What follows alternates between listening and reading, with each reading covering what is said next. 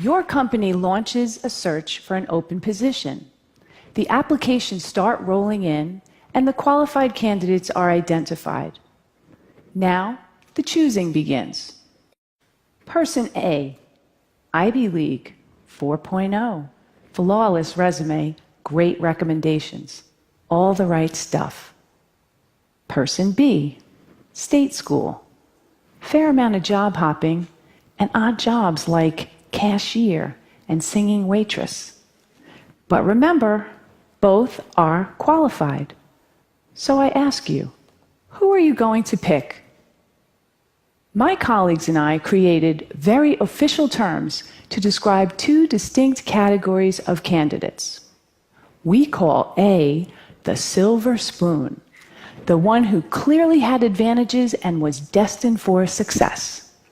And we call B the scrapper, the one who had to fight against tremendous odds to get to the same point. You just heard a human resources director refer to people as silver spoons and scrappers, which is not exactly politically correct and sounds a bit judgmental. But before my human resources certification gets revoked, let me explain. A resume tells a story, and over the years, I've learned something about people whose experiences read like a patchwork quilt that makes me stop and fully consider them before tossing their resumes away. A series of odd jobs may indicate inconsistency, lack of focus, unpredictability, or it may signal a committed struggle against obstacles. At the very least, the scrapper deserves an interview. To be clear, I don't hold anything against the silver spoon. Getting into and graduating from an elite university take a lot of hard work and sacrifice. But if your whole life has been engineered towards success, how will you handle the tough times? One person I hired felt that because he attended an elite university, there were certain assignments that were beneath him, like temporarily doing manual labor to better understand an operation. Eventually, he quit. But on the flip side, what happens when your whole life is destined for failure and you actually succeed?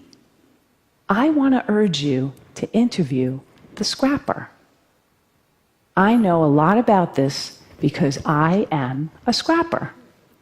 Before I was born, my father was diagnosed with paranoid schizophrenia, and he couldn't hold a job in spite of his brilliance. Our lives were one part cuckoo's nest, one part awakenings, and one part a beautiful mind. I'm the fourth of 5 children raised by a single mother in a rough neighborhood in Brooklyn, New York. We never owned a home, a car, a washing machine, and for most of my childhood, we didn't even have a telephone. So I was highly motivated to understand the relationship between business success and scrappers because my life could easily have turned out very differently. As I met successful business people and read profiles of high-powered leaders, I noticed some commonality. Many of them had experienced early hardships, anywhere from poverty, abandonment, death of a parent while young, to learning disabilities, alcoholism, and violence. The conventional thinking has been that trauma leads to distress, and there's been a lot of focus on the resulting dysfunction. But during studies of dysfunction, data revealed an unexpected insight that even the worst circumstances can result in growth and transformation. A remarkable and counterintuitive phenomenon has been discovered, which scientists call post-traumatic growth. In one study designed to measure the effects of adversity on children at risk, among a subset of 698 children who experienced the most severe and extreme conditions, fully 1/3 grew up to lead healthy, successful, and productive lives. In spite of everything and against tremendous odds, They succeeded 1/3. Take this resume. This guy's parents give him up for adoption. He never finished his college. He job hops quite a bit, goes on a sojourn to India for a year, and to top it off, he has dyslexia. Would you hire this guy? His name is Steve Jobs. In a study of the world's most highly successful entrepreneurs, it turns out a disproportionate number have dyslexia. In the US, 35% of the entrepreneurs studied had dyslexia. What's remarkable, among those entrepreneurs who experience post-traumatic growth, they now view their learning disability as a desirable difficulty, which provided them an advantage because they became better listeners and paid greater attention to detail. They don't think they are who they are in spite of adversity. They know they are who they are because of adversity. They embrace their trauma and hardships as key elements of who they've become and know that without those experiences, they might not have developed the muscle and grit required to become successful. One of my colleagues had his life completely upended as a result of the Chinese Cultural Revolution in 1966. At age 13, his parents were relocated to the countryside. The schools were closed, and he was left alone in Beijing to fend for himself until 16, when he got a job in a clothing factory. But instead of accepting his fate, he made a resolution that he would continue his formal education. 11 years later, when the political landscape changed, he heard about a highly selective university admissions test. He had 3 months to learn the entire curriculum of middle and high school. So, every day, he came home from the factory, took a nap, studied until 4 a.m., went back to work, and repeated this cycle every day for 3 months. He did it. He succeeded.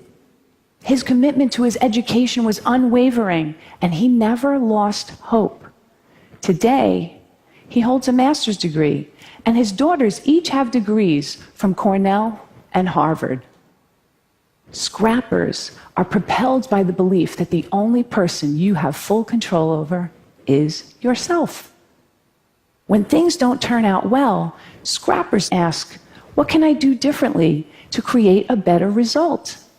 Scrappers have a sense of purpose that prevent them from giving up on themselves. Kind of like if you've survived poverty, a crazy father, and several muggings, you figure, business challenges? Really? Piece of cake, I got this. And that reminds me, humor. Scrappers know that humor gets you through the tough times, and laughter helps you change your perspective. And finally, there are relationships. People who overcome adversity don't do it alone. Somewhere along the way, they find people who bring out the best in them and who are invested in their success. Having someone you can count on, no matter what, is essential to overcoming adversity. I was lucky. In my first job after college, I didn't have a car, so I carpooled across 2 bridges with a woman who was the president's assistant. She watched me work and encouraged me to focus on my future and not dwell on my past. Along the way, I've met many people who've provided me brutally honest feedback, advice, and mentorship. These people don't mind that I once worked as a singing waitress to help pay for college. I'll leave you with one final valuable insight. Companies that are committed to diversity and inclusive practices tend to support scrappers and outperform their peers. According to Diversity Inc., a study of their top 50 companies for diversity outperformed the S&P 500 by 25%. So, back to my original question. Who are you going to bet on? silver spoon or scrapper? I say, choose the underestimated contender whose secret weapons are passion and purpose. Hire the scrapper.